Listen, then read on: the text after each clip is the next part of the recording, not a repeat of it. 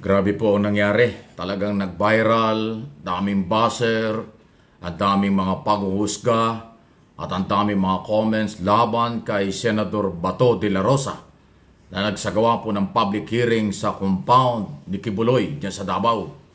At kanyang ang tingin ng mga tao, ginigipit niya ang pulis, pinakikialaman yung trabaho ng pulis, at kinakampihan si Kibuloy na merong warrant of arrest at puganti na nga po sa kasalukuyan. Yan po yung reaksyon ng tao. Pero dito po sa pagkatapos ng hearing, yung interview dito kay General Torre, alam niyo itong taong ito, talagang lumutang ang pangalan ngayon. Bigla siyang sumikat, bigla siyang nakilala. Ito'y isang pangkaraniwang general lang nung araw. Pero mula nung isa'y talaga sa Region 11, Region Davao City, Davao Region, ay kilala at siya na yung talagang pinag-uusapan ngayon dahil kanyang pinaninindigan yung pagiging pulis, pagsunod sa batas, pagsunod sa court order, na kahit anong mangyari, ano man daw ang mangyari, hindi sila titigil hanggat hindi nahuhuli si Kibuloy. Ito po yung bahagi ng ilan sa interview sa kanya after ng hearing at nagpakita talaga siya ng pagkatao bilang opisyal ng PNP. Tubig at nanunuyo na lalamunan ko. Pero, of course, tatlong senador yun eh. So, the pressure is always there. Inamin niya na pressure siya pero hindi siya bumigay. We have to consider what they're saying even though, it may run against the operational procedures, it may run against our sworn duties. So, andun talaga, dagdag na isipin kumbaga. Sir, are you going to continue with your operation? Yes, of course. No question about that. We will... Ayan o, sandali lang ha. At bahagi lang po yan ng pagkakaganya. Sandali ha. Kailangan masunod natin yung Nakapasok ang mga media ron ha. O yung media kasi hindi nakapasok yung iba. Minsan nakakapasok, minsan hindi. We'll be exploring that place and we will cordon it again as the need arises. Sir, nagkasundo kayo sa Proton Rally? Nagkasundo niya ba? That portion is canalizing us into one instrument. As I've said before, masyado namang tricky question yun. Hindi naman po pwede yun, surrender namin ang buong operation dahil lang sa isang napili ni Atty. Torion na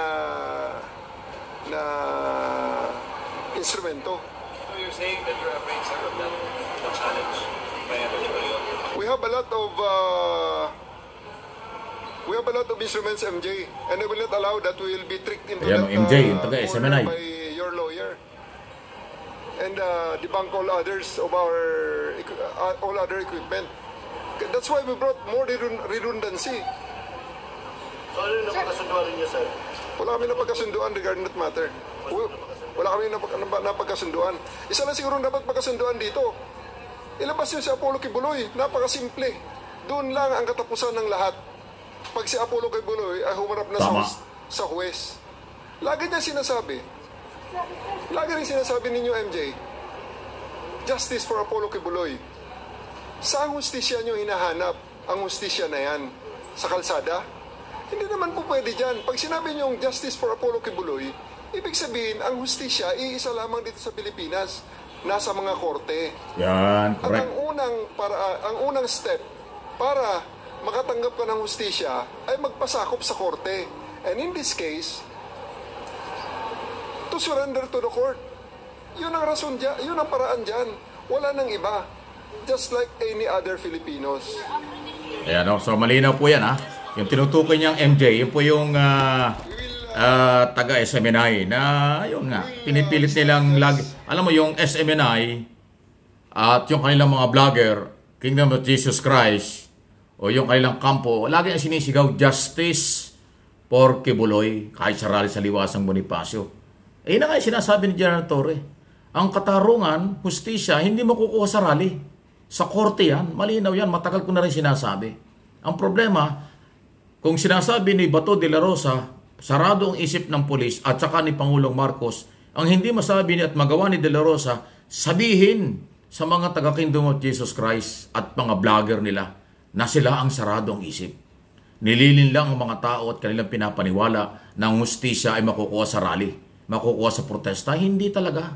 Nasa korte po yan. Yun nga yung sinabi ni Torre, ni General Torre. Kaya nga tinukoy niya yung MJ, yung kasi yung taga SMNI. na naghihingi nga ng katarungan, justice. Anong katarungan kung ayaw sumuko? Sumuko para malitis, nandiyan ang katarungan.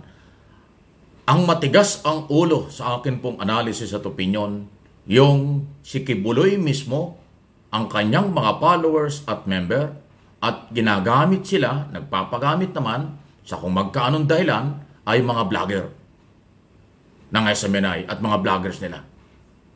Sa totoo lang, sila nanlilin lang.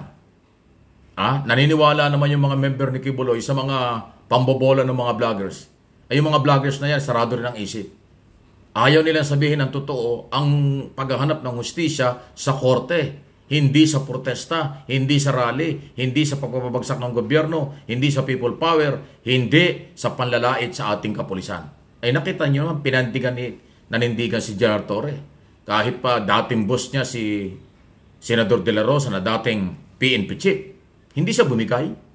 Nakita niyo yung hearing na iparinig ko na dito sa isang video natin. Hindi natakot, hindi bumigay, pinanindigan hanggang sa huli, gagawin niya ang lahat hanggang sa huli. Hanggang hindi niya nahuhuli si Kibuloy. Yan ang paninindigan ng pulis. At yan ang kailangan ng taong bayan. Yan ang kailangan ng Estado. Yan ang opisyal na dapat nating suportahan. Kasi hindi sa sumusuko. Kahit na maraming pressure na nanggagaling kung kani-kanino. Sabi nga niya, 3 senador yan eh. Talaga na-pressure siya pero hindi siya bumigay. Tinutukoy dyan si Robin Padilla at si Bato de la Rosa nag-hearing pa nga sa loob ng compound. Nandating nga ng mga sa taong bayan, sa mga feedback sa social media, napakabayas ni Bato. Pati ang Pangulo ay sinasabi niyang sarado ang isip at hindi binubuksan tungkol sa kalagayan ng Kingdom of Jesus Christ. Hindi mo iniisip, Senador Bato, kayo ay mga mambabatas. Hindi man natin sinabing guilty or tapos na. Pero merong karapatang maghanap ng katarungan ang biktima. Yan ang biktima. Yung alleged victim ni Kibuloy, yan ang naghahanap ng katarungan. Itong mga alipores ni Kibuloy, ibang katarungan ang hinahanap nila. Gusto nila pakawalan si Kibuloy. Gusto nila madismiss ang kaso ng hindi sa korte. Ano yon? Yung rule of law, pagpapairan ng batas, ayaw nilang sundin. Tapos gusto nila tama. Tapos ngayon kakampihan pa ng ibang senador. Ganon ang dating eh. So pasintabi na kapag kaganyan ng mga senador, hindi na dapat iboto yan sa susunod na eleksyon. Hindi na dapat suportahan sa eleksyon dahil hindi yata nila nagagawa at hindi yata nila alam na sila'y senador ng mamamayang Pilipino, Luzon, Visayas, Mindanao, hindi ng isang relihiyon, hindi ng kaibigan lang o ng kababayan. Hindi ganon. Yan ang mahirap. Kaya nga po, hindi ko rin masisi yung galit ng taong bayan, ng netizen, kay Senador Bato de la Rosa, kay Padilla at iba pang senador na identify na parang bias at kumakampi sa pugante, kumakampi sa Kingdom of Jesus Christ na humaharang sa pagpapatupad ng batas. Actually, mabait pa nga po ang PNP. Obstruction of justice ang ginagawa ng lahat ng humaharang. Uulitin ko, under the law, ang warrant of arrest galing sa korte, 2 lang ang dapat gawin dyan. Yung mayroong warrant of arrest, yung subject ng warrant of arrest, sumuko or magpahuli. Ang haharang sa implementation ng warrant of arrest, dapat hulihin, kasuhan, obstruction of justice. 4 hanggang 6 na buwan, 4 na taon hanggang 6 na buwan makukulong ang humaharang sa warrant of arrest. Yan po yung nasa batas. So, hindi makukuha sa ingay. At yung ingay at nag-iingay ng halos ilang buwan na mga followers ni Kibuloy, hindi naman dumadami, lumiliit pa. Dahil alam ng majority ng mga Pilipino, alam ng nakakaintinding mga Pilipino, ang rule of law, ang batas ang masusunod, hindi ang paniniwala ng akusado o ng kanyang kapartido. Kaya please like, subscribe, and follow dito sa ating mga channel. Like lang po sa mga video dito sa Mike Abe Opinions at doon sa isang channel ko na MA Pinoy TV.